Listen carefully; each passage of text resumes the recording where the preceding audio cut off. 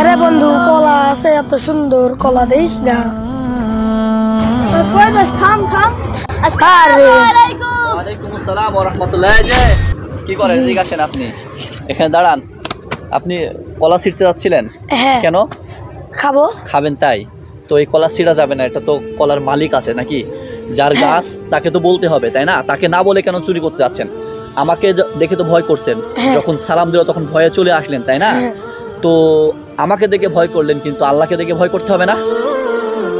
আমাদেরকে এই জিনিসের জন্য, এই যে কলাটা নিচ্ছে আমরা, এই কলাটা নেওয়ার জন্য আমাদেরকে ধরে শাস্তি দিতে পারে কে? আল্লাহ আছে না? তাহলে এটা আমরা কি ঠিক করছি? না। এটা আমরা ঠিক করছি না। আল্লাহ কি বলছেন? যে তোমরা অবিচ্ছেদ্য সাক্ষী থেকে দূরে থাকো।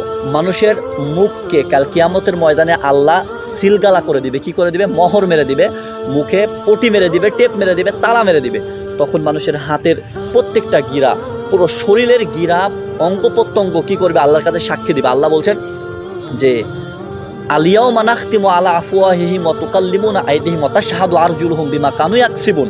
আল্লাহ বলছেন যে আজ আমি তাদের মুখমণ্ডলের উপরে সিল মোহর মেরে দিব, তাদের হাত আমার সাথে কথা বলবে এবং তাদের পা তাদের কৃতকর্মের কি দিবে? সাক্ষী দিবে।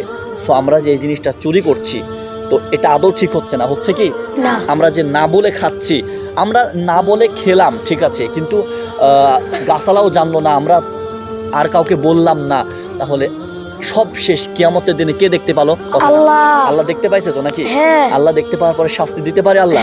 আচ্ছা, তাহলে আমাদের এই সব খারাপ কাজ, চুরির মতো কাজ করা যাবে না।